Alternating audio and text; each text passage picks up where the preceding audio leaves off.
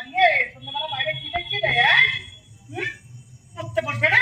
হ্যাঁ, আরে বসবো, কিন্তু এখন ভালো লাগছে।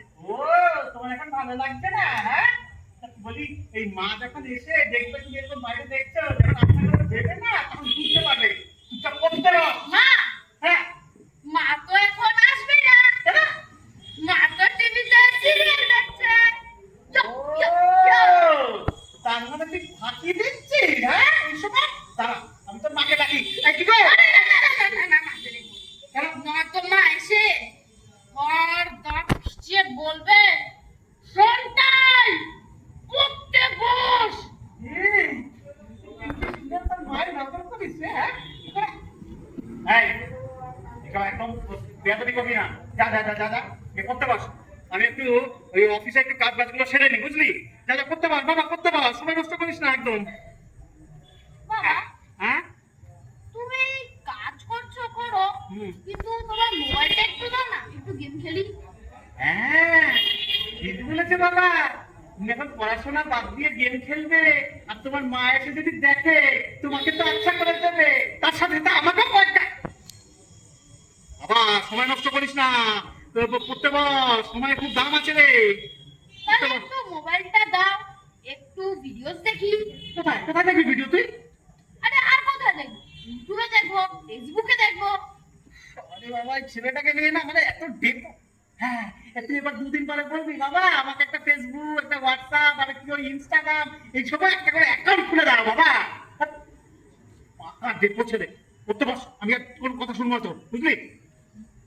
তাহলে আমাকেও একটা মোবাইল কিনে দাও। কি আছে কি আছে?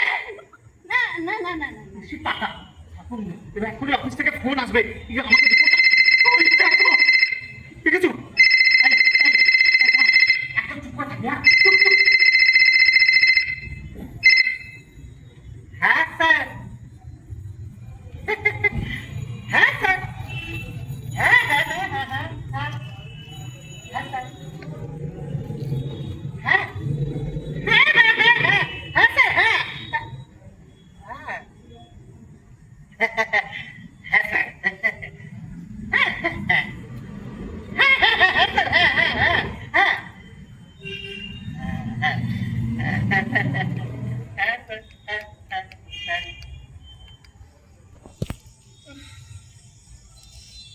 সারাদিন এই হাড় ভাঙা খাটুনি খেতে বাড়ি ফিরে এসে যে একদম একটু বিশ্রাম নেবো, আমার তারও উপায় নেই।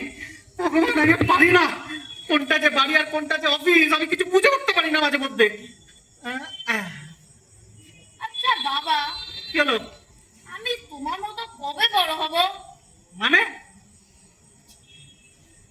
মানে কবে তোমার মতো বড় হব, চাকরি করব, ল্যাপটপ নিয়ে ঘুরবো, কতই না মজা হবে বলো। আমি তো ভাবি আমি যদি তোর সময়টাতে ফিরে যেতে পারতাম, তাহলে কতই না ভালো হতো বল। হ্যাঁ, বেশ, আবার ঘুরতাম ফিরতাম, বন্ধুদের সঙ্গে মিশতাম, স্কুলে যেতাম, বন্ধুদের সঙ্গে মজা করতাম, আর তুই সেখানে না বাবা, তুমি আমার জায়গায় এসো না, কেন? আমার এখানে হেভি চাপ। পিছা, হ্যাঁ, এই কথাটা শুনে না আমার একটা ওই গল্পের কথা মনে পড়ে যাচ্ছে, বুঝলি?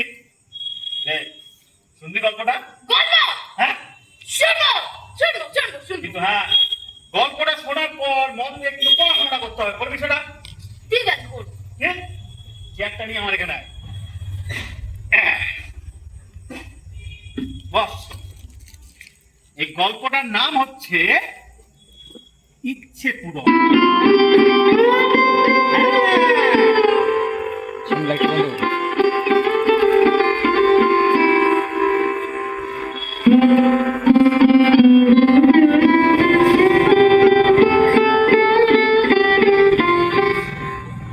এখানে উপস্থিত প্রায় সকলেরই কম বেশি এই ইচ্ছে পূরণ গল্পটি জানা, আর এই ইচ্ছে পূরণের ফলস্বরূপ সকল প্রকার সমস্যার দরুন যা পরিণতি হয়েছিল সেই বিষয়ে আপনারা অবগত। কিন্তু আমাদের মনের এই ইচ্ছা পূরণের বাসনাটা আজও কিন্তু একইভাবেই রয়ে গেছে মনের মধ্যে, তাই না? যাই হোক, এবার আবার আমরা নাটকে ফিরে যাই, দেখা যাক কি হচ্ছে।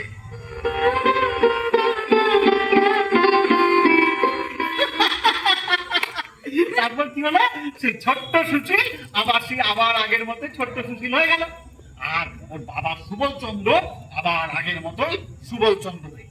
এই গল্পটা থেকে আমরা কি বুঝলাম? যে সময়ে যে বয়সে যে কাজটা করা উচিত সেটাই যত্ন সহকারে দায়িত্ব সহকারে করা উচিত। এই গল্পটা কেমন লাগলো এবার? খুব ভালো, খুব ভালো। হ্যাঁ, ভালো তো গল্প। এ বাবা, চলো। এখানেও সমস্যা।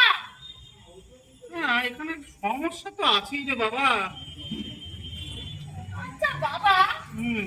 এই গল্পটা কে লিখেছে গো? শেক্সপিয়ার না ডিকান? হ্যাঁ? কিরে, তুই এসব এই ভারী ভারী নামগুলো জানবি কোথা থেকে রে? হ্যাঁ? কেন? আমাদের স্কুলে তো পড়িয়েছে। কি? Shakespeare the great writer. বাবা রে বাবা! আরে মজাই, আমি তো এই বয়সে মানে চারুকলা প্রাইমারি স্কুলে পাস করা, ওই কলেজে গিয়ে এই শেক্সপিয়ার এই ডিকনের নাম শুনেছিলাম। হ্যাঁ, আর সেখানে ইংলিশ মিডিয়াম। এই হচ্ছে নিজের সন্তানকে ইংলিশ মিডিয়ামে পড়ানো অ্যাডভান্টেজ। মানে কত কিছু জানে, কত কিছু বোঝে, মানে বাবা হিসেবে না। বলো রে গল্পটা কে লিখেছে? শেক্সপিয়ার না ডিকান? ও আচ্ছা আচ্ছা, বাবা এই গল্পটা লিখেছে আমাদের শেক্সপিয়ার, মানে রবীন্দ্রনাথ ঠাকুর। রবীন্দ্রনাথ ঠাকুর? হ্যাঁ, তাহলে রবীন্দ্রনাথ টেগরটা কে গো? রবীন্দ্রনাথ ঠাকুর আর রবীন্দ্রনাথ টেগর, মানে তোমাদের ওই ইংলিশ মিডিয়ামের ভাষা রবীন্দ্রনাথ টেগর, আর আমাদের কাছে রবীন্দ্রনাথ ঠাকুর। দুটো মানুষ একই, বুঝলে বাবা? বাবা, কিছুদিন আগে তো রবীন্দ্রনাথ ঠাকুরের বার্থডে ছিল না? হ্যাঁ, কিছুদিন আগেই তো রবীন্দ্রনাথ ঠাকুরের জন্ম জয়ন্তী, মানে ওই ওই ওই ওই কি বলে ওটাকে? জন্মদিন, মানে বার্থডে ছিল। হাই স্কুল ছুটি ছিল, ঠিক বলেছে বাবা। আচ্ছা বাবা, হ্যাঁ, এই শিব ঠাকুর, কৃষ্ণ ঠাকুর, এরাও কি গল্প লেখে? মানে মানে মানে দেখো, শিব ঠাকুরের জন্ম, শিব ঠাকুরের শিবরাত্রির আমাদের স্কুল ছুটি ছিল। হ্যাঁ কৃষ্ণ ঠাকুরের জন্মাষ্টমীতে আমাদের স্কুল ছুটি ছিল। হ্যাঁ, এ তেমনই তো কিছুদিন আগে রবীন্দ্রনাথ ঠাকুরেরও বার্থডে ছিল, তখনও তো আমাদের স্কুল ছুটি ছিল। আচ্ছা বাবা, এই রবীন্দ্রনাথ ঠাকুর কি শিব ঠাকুর, কৃষ্ণ ঠাকুর এদের থেকেও বড় মাপের ঠাকুর?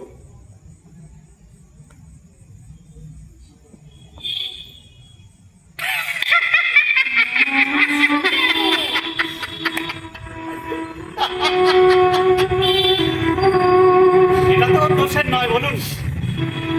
এই সমস্যা তো এখন আমাদের প্রত্যেকটা বাবা মায়ের।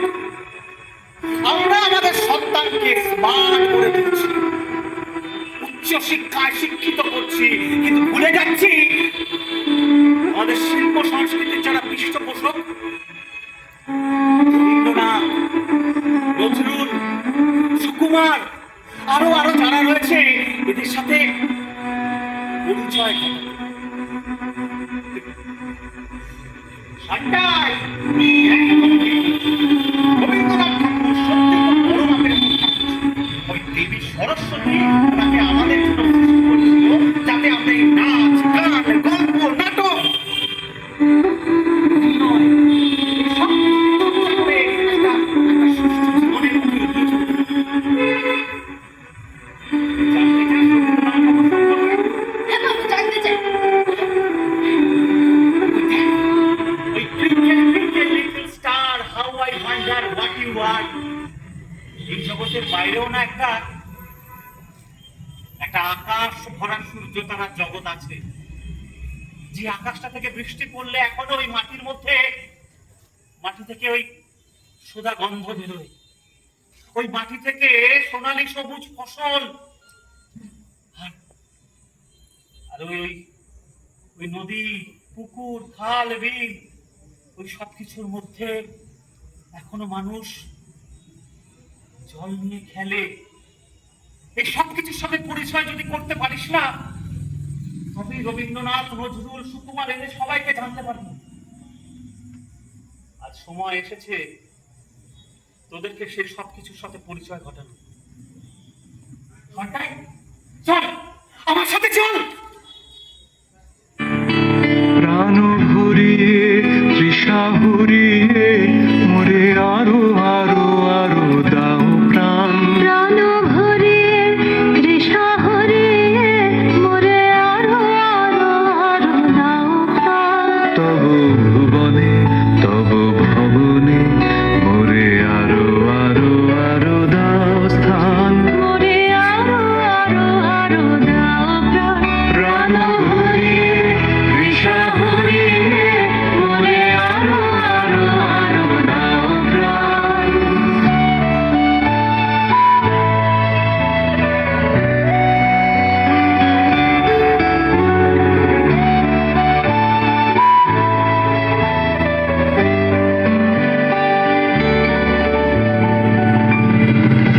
আরো আলো আরো আলো এই নয়নে প্রভু ঢালো। আরো আলো আরো আলো এই নয়নে প্রভু ঢালো।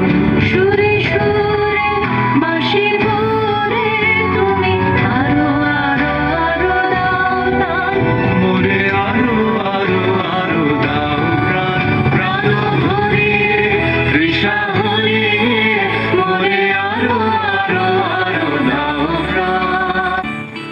প্রাণ ভরিয়ে তৃষা অসংখ্য ধন্যবাদ আপনাদের সকলকে, এবং আজকে আয়োজক সংস্থাকে আরো একবার ধন্যবাদ জানাই। এত ভালো একটা মঞ্চ, এত সুন্দর একটা পরিবেশ, নাট্য পরিবেশ আমাদের উপহার দেওয়ার জন্য। তো মঞ্চে যারা অভিনয় করলো, তোমার নাম বল। ঋত্বিক ভট্টাচার্য। আমি কৌশিক ভট্টাচার্য, এবং এই যে আমরা দুজন এখানে অভিনয় করলাম, কিন্তু যাদের ছাড়া এই অভিনয়টা অসম্ভব ছিল তাদের মধ্যে একজন হচ্ছে আমাদের আলোক প্রক্ষেপণ ও আলোক ভাবনা ছিল হচ্ছে সৌমেন দাস, আপনাদের এখানকারই কাটোয়ার ছেলে, এবং আরেকজন হচ্ছে আবহ প্রক্ষেপণে ছিল হচ্ছে শামীম শেখ। এদের জন্য একটা জোড়া হাত তালি। আর একটা কথাই বলবো, সেটা হচ্ছে আমরা নাটকটা এরকম ভাবেই করে বেড়াই। আমরা দুই পিতা পুত্র এবং একটা টিম নিয়ে আমরা বেরিয়ে পড়ি, এবং আমাদের উদ্দেশ্য থাকে একটাই, যে আপনাদের নাটকের উপহার দেবো। যদি এই নাটকটি দেখে আপনাদের মনে হয় নাটকটির গুণগত কোনো মান আছে, বা নাটকটি সত্যি আপনাদের ভালো লেগেছে এবং নাটকটি আগামী দিনে অন্যখানে করার সুযোগ থাকে, তাহলে আপনারা ফেসবুক বা হোয়াটসঅ্যাপ, এখন তো সোশ্যাল মিডিয়ার যুগ, সেখানে যদি আপনারা লেখালেখি করেন, আমাদের ভালো হলেও লিখুন, খারাপ হলেও আরও বেশি করে লিখুন, তাহলে আমরা নিজেদের সংশোধন করার একটা সুযোগ পাবো। ধন্যবাদ, এবং আরও একবার ধন্যবাদ জানাই এখানকার আয়োজক সংস্থার প্রত্যেকটি সদস্য।